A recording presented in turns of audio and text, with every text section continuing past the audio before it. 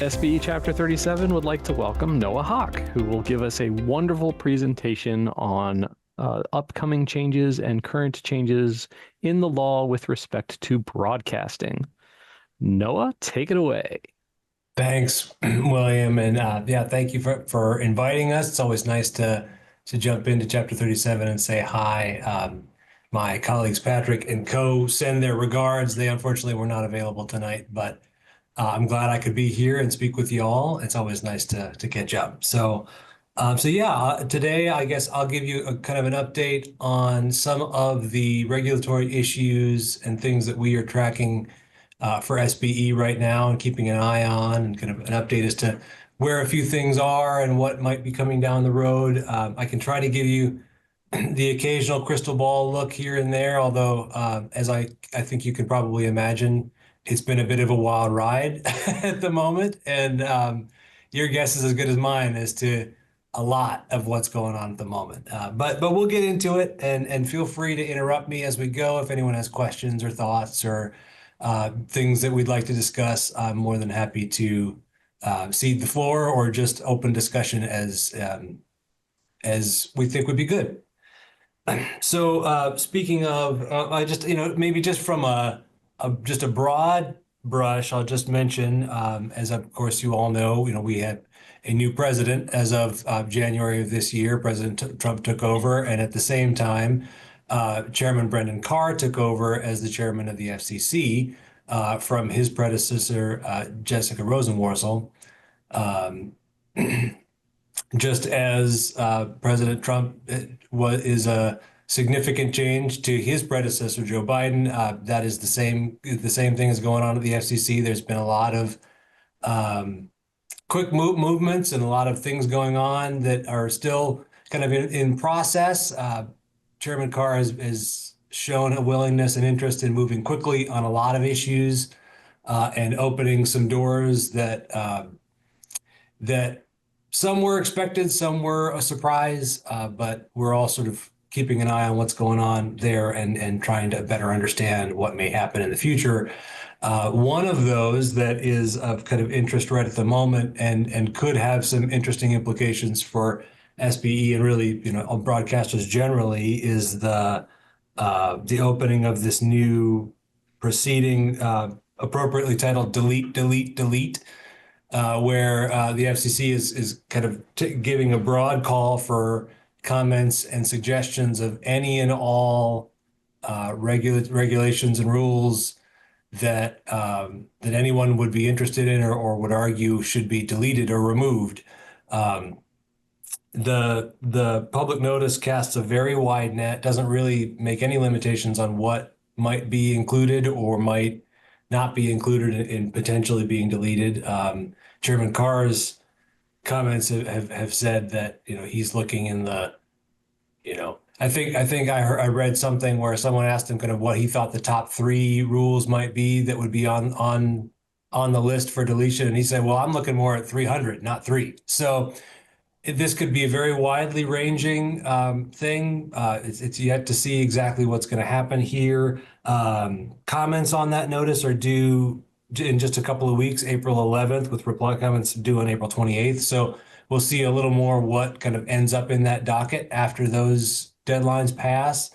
Kind of scuttlebutt around the industry right now is that some possible targets for broadcasters may be deregulation of ownership rules, some public file requirements for broadcasters, possibly EEO audits and that whole process, as well as children's television programming. Again, we're still crystal ball at this point with just some ideas of what might be happening, but that is something we'll be keeping an eye on.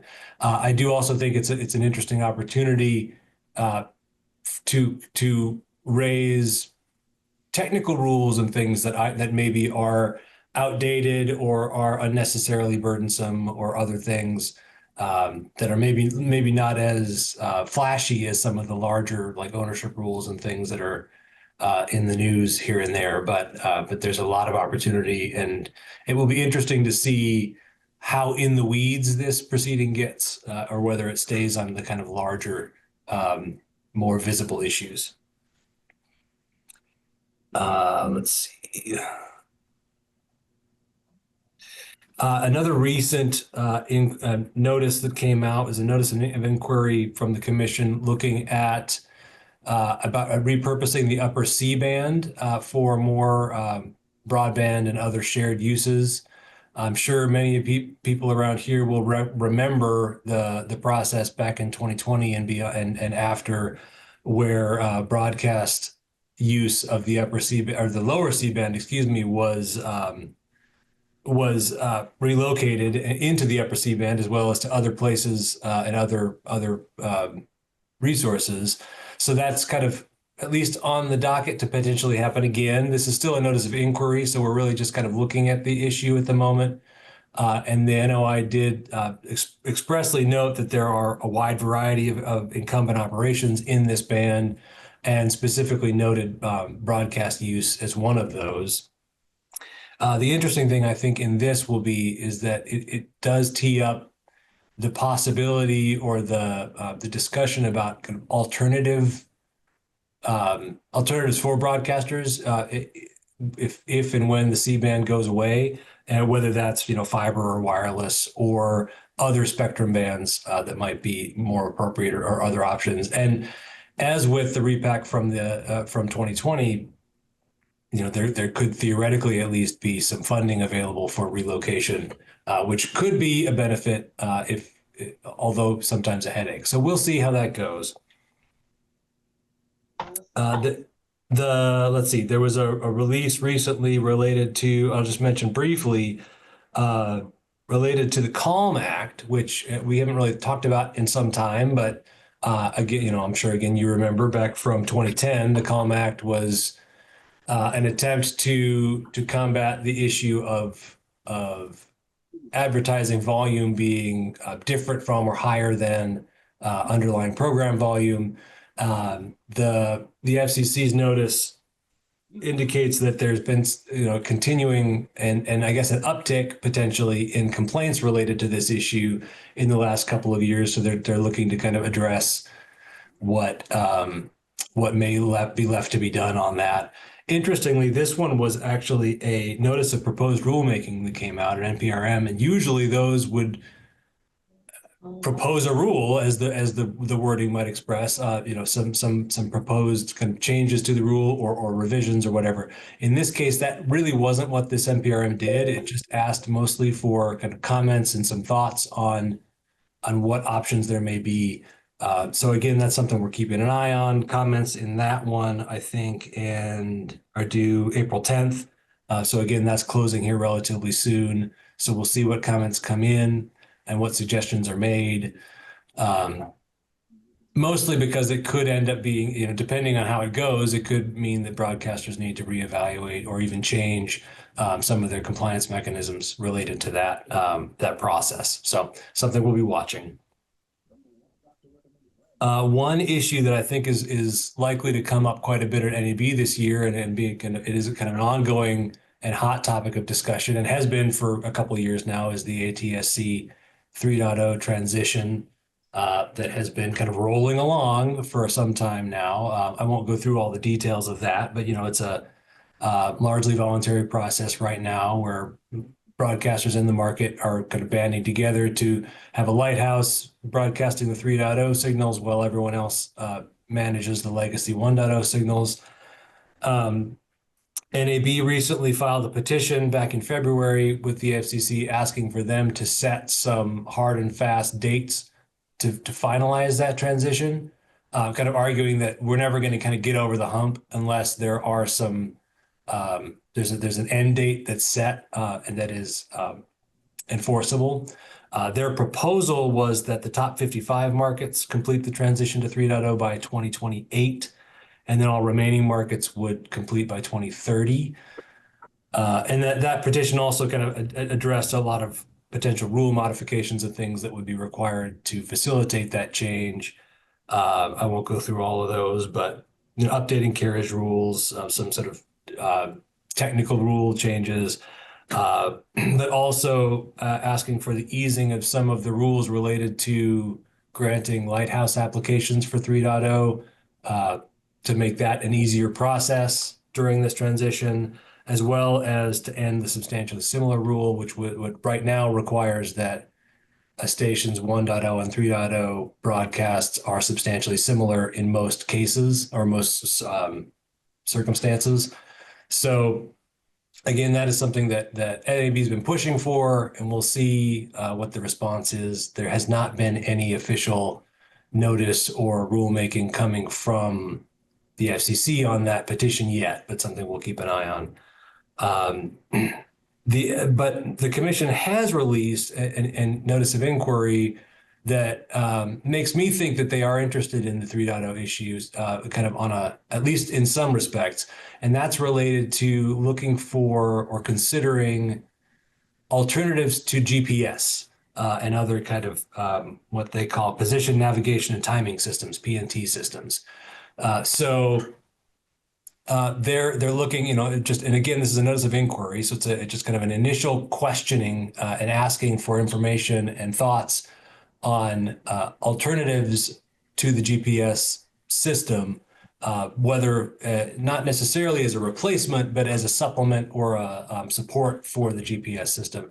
And one of the things that is expressly discussed in that NOI is the broadcast positioning system, or the BPS system, which has been developed and implemented in a few markets, I believe, but using, again, the ATSC 3.0 technology.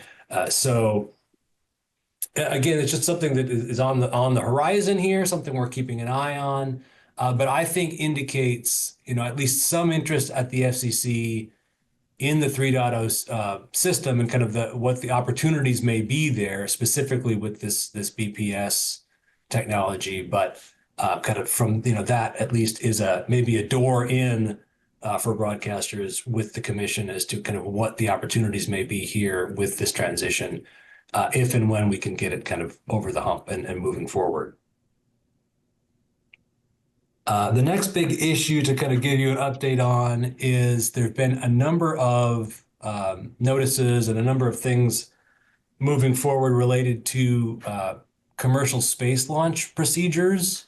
The Congress passed some laws recently to establish a procedure for commercial space launch operations, and the FCC has been promulgating some rules related to that, specifically related to coordinating the spectrum necessary for those launches in the 2 gigahertz band.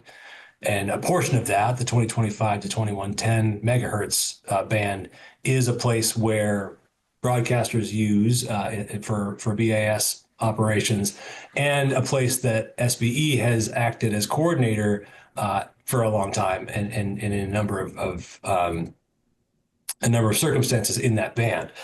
So there were some public notices came out back in February in December of last year and January this year related to that, both asking for information and comment on just the technical details of the coordination procedure and what should be required and what information is needed and kind of how that process will work, as well as a separate proceeding related to selecting a third-party coordinator to operate those and facilitate those coordination procedures.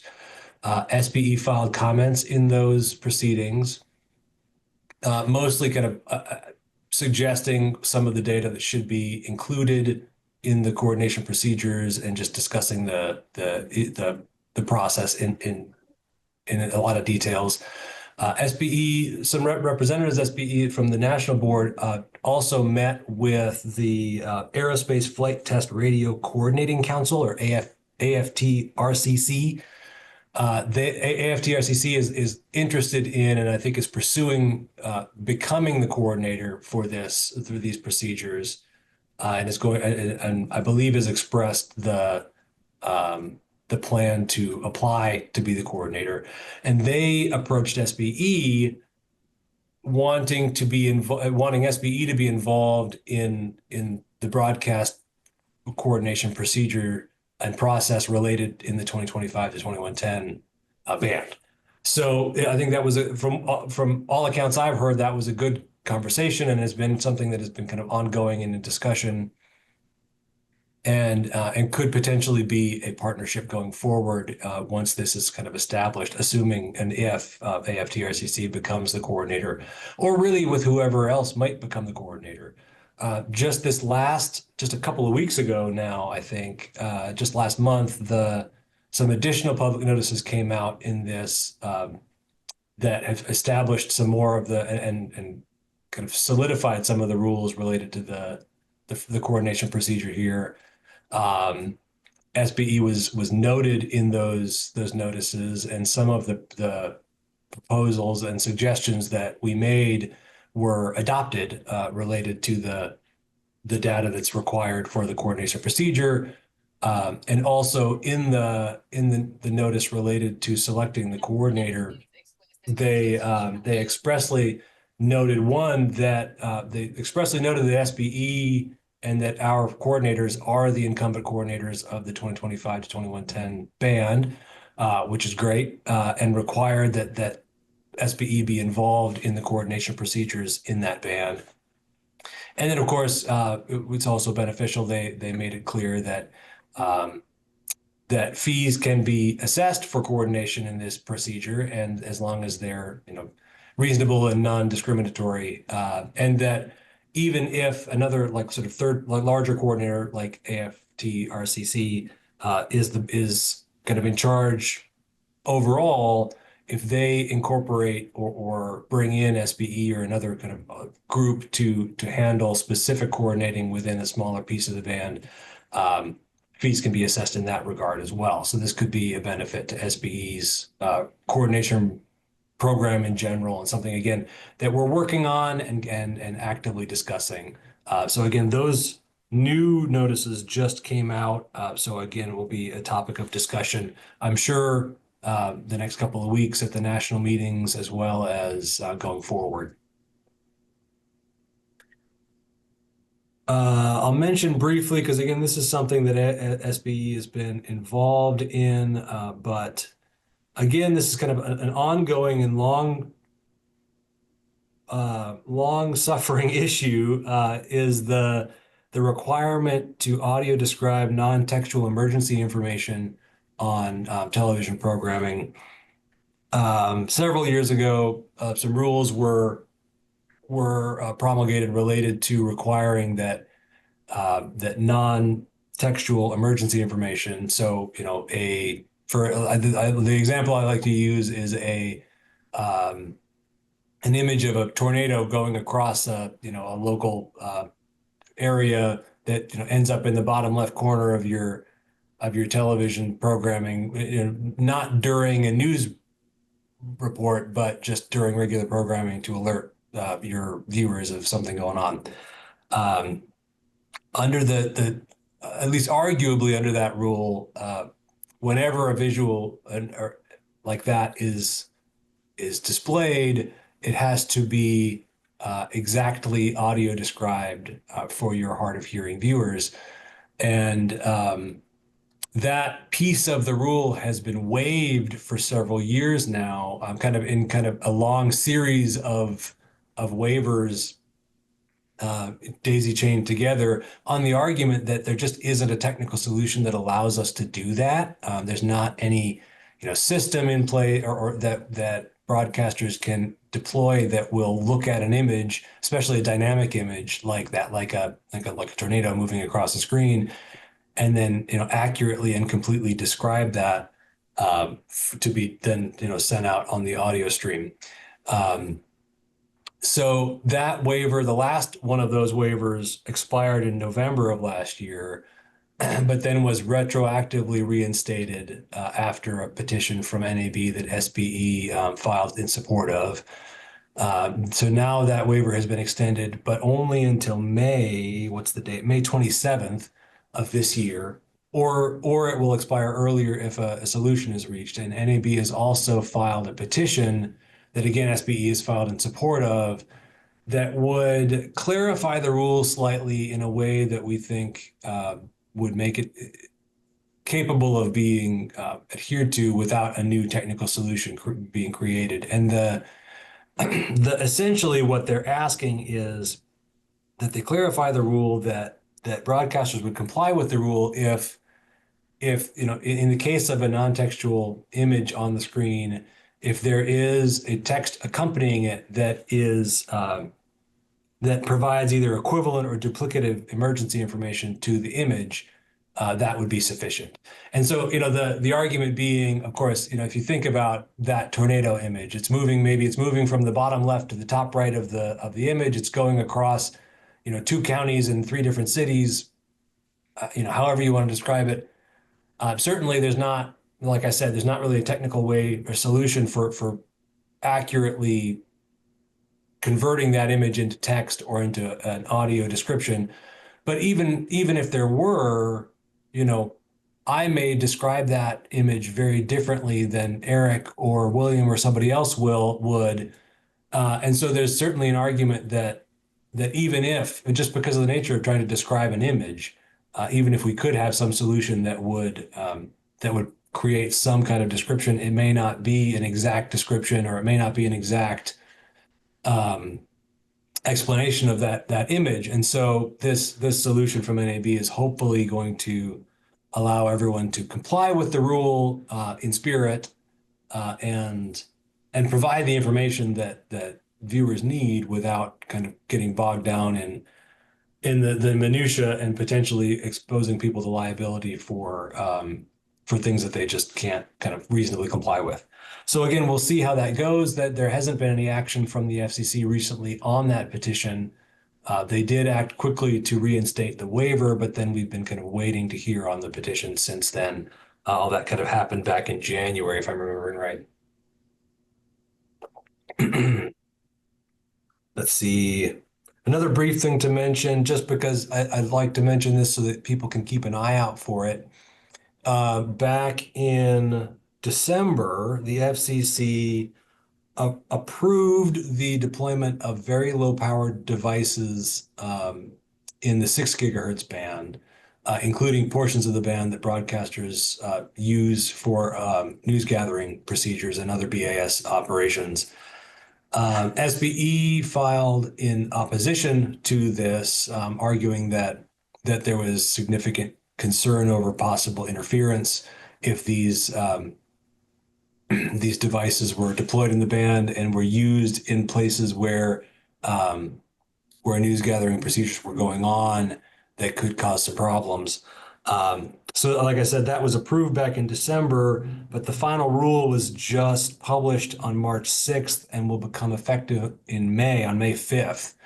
So I would suggest and recommend that you consider mentioning to your members that this is coming out, and people should be keeping an eye out if they're noticing any interference occurring with their operations, especially around 6 gig in the 6 gig band and those kind of areas, that they document it, they notice it, and they keep track of it, let us know about it, or report it to the FCC, because we worry sometimes that this kind of stuff comes out. We make a big stink about there being the possibility of interference, and then interference occurs, but people don't report it, or it just doesn't get kind of aggregated in a way that is actionable. So it's something to be keeping an eye on in the next couple of months, assuming these things start to kind of appear on the market.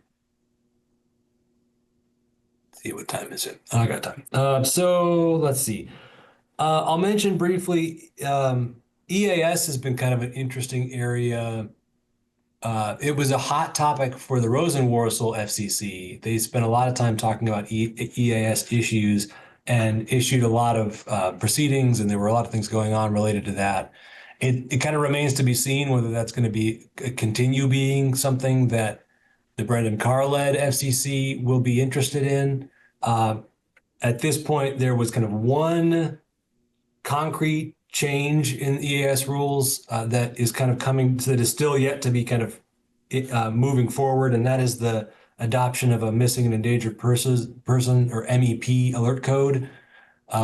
Beginning in September, as of September 8th, broadcasters will be required to be able to receive that MEP code, and I believe the process is still going on for EAS providers or equipment providers to give the software updates to include that code. Of course, this is one of those uh, non-mandatory, volunteer codes to be reissued to viewers or listeners, but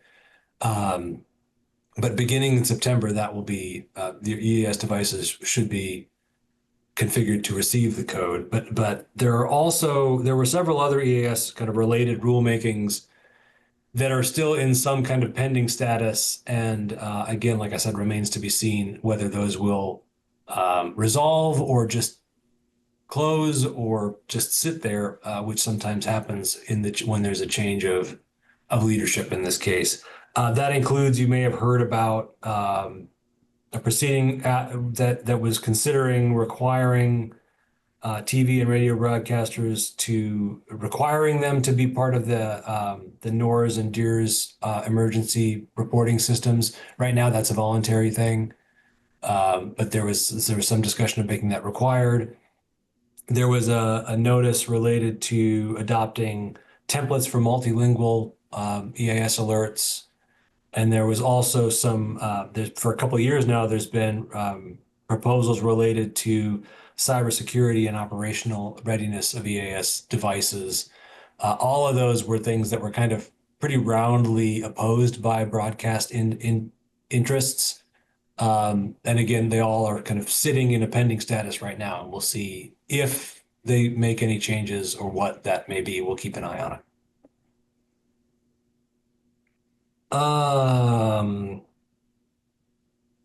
So those are the kind of big things we're watching. Of course, there's a lot of other things going on. I mean, at least kind of specifically that would be of interest to SBE, related to kind of technical things and the kind of stuff that y'all do on a day-to-day basis. Of course, there's a lot of larger scale and other issues going on at the FCC and around the kind of broadcast legal world that impact us all, and so, and like I said, the car FCC is an interesting place right now. There's been a lot of motion, a lot of actions taken, a lot of letters sent, related to underwriting rules at PBS and NPR, related to news distortion complaints at ABC, CBS, and NBC.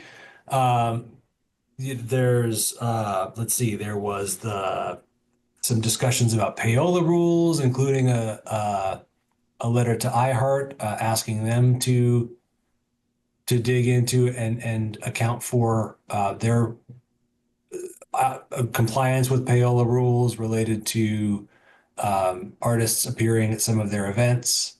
So there's just a lot going on. I'll also note that the FCC still doesn't have spectrum auction authority. That's been gone for a couple years now. We all thought that would be a quick fix when it lapsed, but it's still been kind of rolling around. And that's something that that Chairman Carr has discussed, and again, we hear through the grapevine that that's being discussed at the congressional level, but no motion yet there. So we'll see how that goes. I think, as I understand it, it's often kind of that authority. I don't think too many people dispute the benefit of FCC or the FCC having auction authority.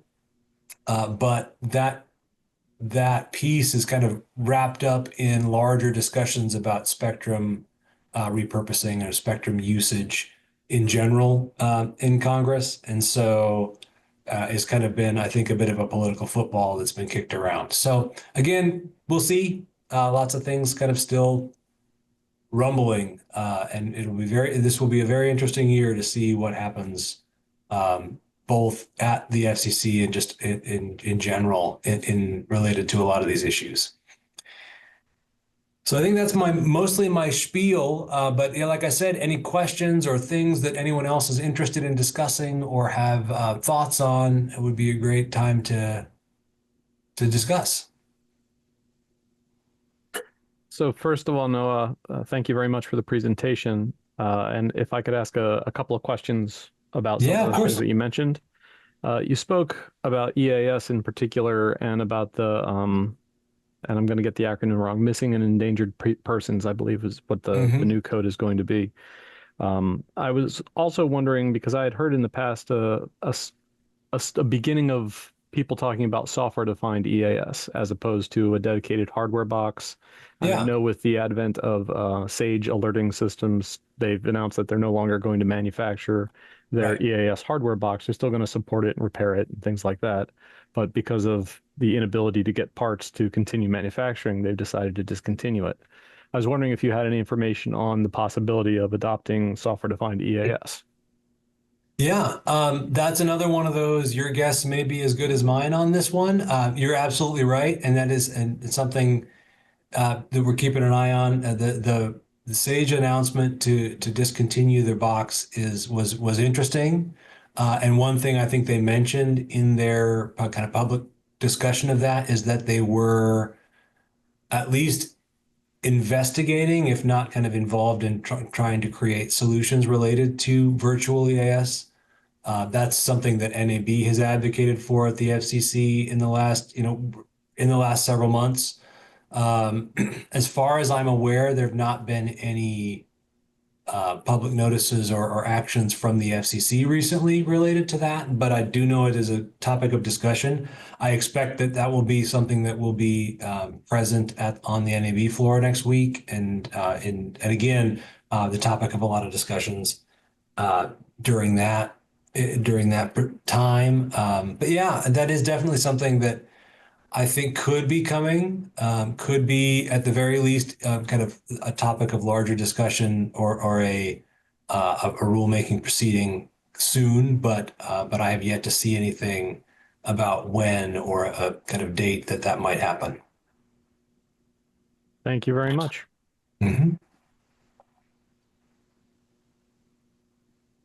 I don't want to monopolize Noah's time with my personal questions. So if anybody else has other questions to ask him, please feel free, unmute yourself or put it in the chat.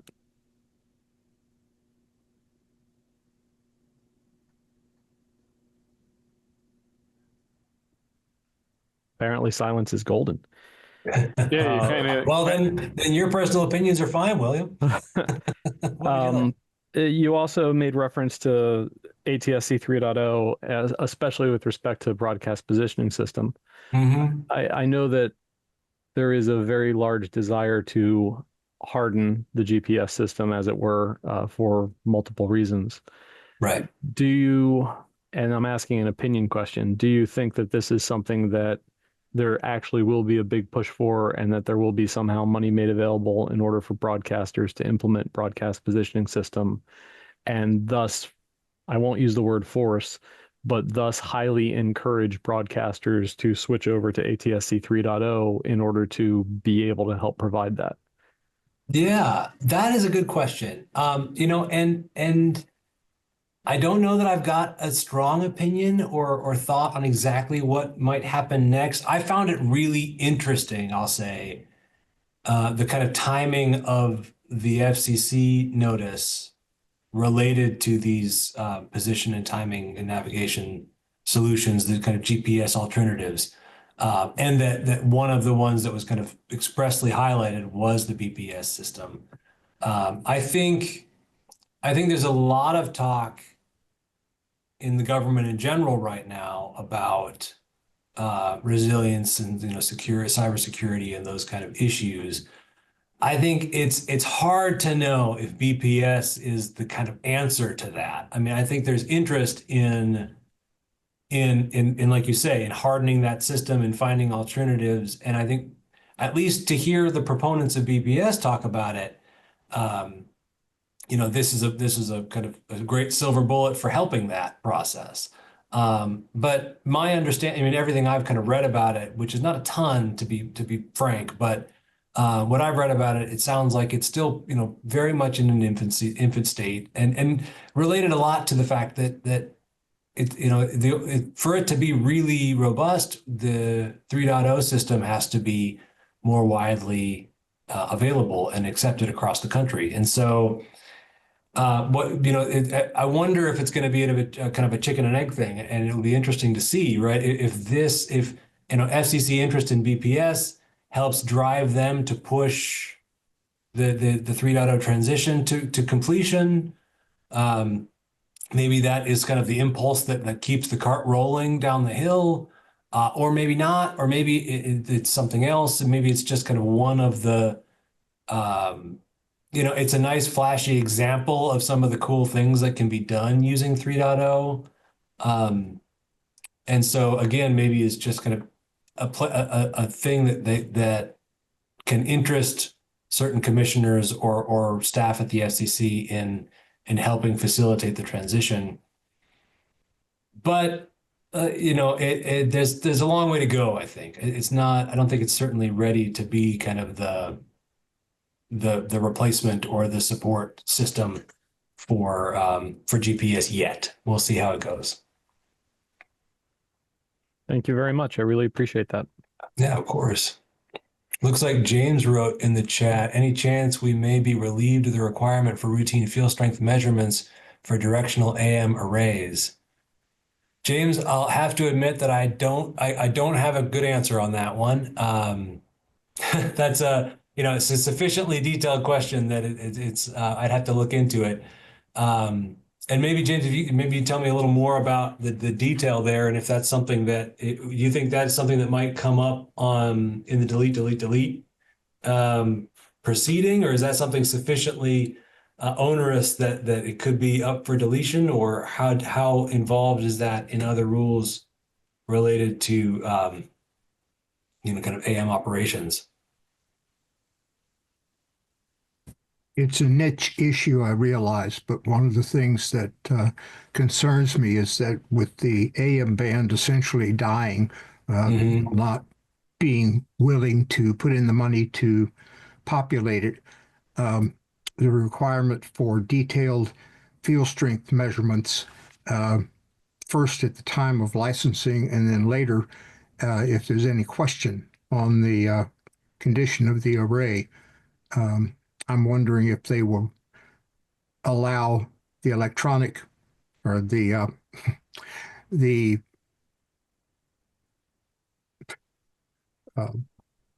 statistical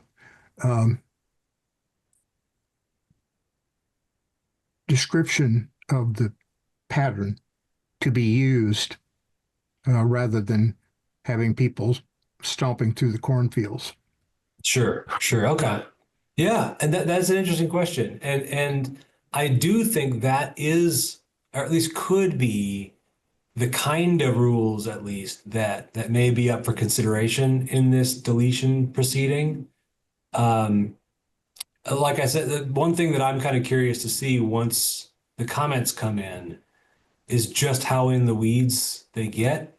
I think there's every possibility that kind of there'll be a lot of talk and discussion about some of the larger kind of overarching issues that affect a lot of kind of broadcast industry generally, not to mention every other industry that the FCC regulates. But I think there's also a really good chance that there'll be a lot of small things like that saying, listen, this is a rule that maybe made sense at some point, but now, especially given financial kind of realities of AM broadcast, is too onerous and can be at least approximated or done more efficiently or just as well through other technical solutions that are cheaper or less onerous to implement. And it would be interesting to me to see whether and to what extent those smaller issues get the kind of necessary boost and play for to be on the table for discussion there. I don't think I'm speaking out of turn to say that there is discussion that I'm aware of, at the higher levels of and the national board level of SBE, considering whether and what comments might be appropriate related to some of those kind of technical issues where SBE might be an appropriate voice for some of those things. But I don't believe any decision's been made as to whether and to make comments or whether or what those comments might be. So that might be something to discuss internally and consider what your wish list might be. If like you say, that's an example of one, but there may be some other things on your wish list that you think in your day-to-day job you go through something and say, well, man, there's got to be a better way to do it. Or I know there's 7 better ways to do this, but the rules say I have to do it this way. Or this is just, takes too much time or is not really necessary anymore, those kind of things. It will be very interesting to see how that proceeds. James, I don't know a ton about AM, but it sounds very similar to the way the FCC now accepts FM antenna modeling as opposed to actually building a model antenna and doing real world measurements in order to determine patterns. So there sounds like there almost might be at least an analogy where you could tie it to something like that. Yes, I hope so. Soon. Well, I wish you luck because I don't have to do any AM directional arrays measurement. So good luck. Thank you. I think the one thing they're going to have to try and figure out is not all of the parameters that deal with an AM directional are present at the transmitter site. You can say, oh, all my parameters are correct, but if somebody sticks a re-radiating tower 2 miles from your site, you're still not going to have the pattern in and you won't know. But I assume that, putting out more radiation than you're allowed to in certain directions would still be a violation of your license. So there's going to have to be some kind of how can I minimize the amount of energy that gets put into doing the proof, but how do I know that I still know what's going on? Yeah, I think the question there, Eric, is if you are running with your parameters as required and the pattern is based on a statistical model, and as I said, you're keeping yourself within those parameters, the fact that someone has a re-radiating element out there is not your fault. And I think the fact that it's our job to prove that that is the case, and then try to remediate it in a service that people are saying, well, it's okay. We're getting ownership opportunities for fairly niche broadcasts now on AM is just not a good combination. Yeah, I think they'd have to come up with something that says, okay, we're gonna move the responsibility, but maybe there's a notification thing or something on, if somebody goes and gets an FAA permit, they may have to check and say, well, if you're, they're supposed to check now, if you're within a certain distance, you have to notify. Well, maybe the proof requirement would move to the new construction. Because as you said, you're not responsible for it. You haven't done anything. But you certainly shouldn't be held liable for it, but maybe the other guys should be. Yeah, and I think that the situation with AM right now, there are so many challenges to receiving the signal anyway that cases like that where it's just nothing you can really do anything about, we need to seek release.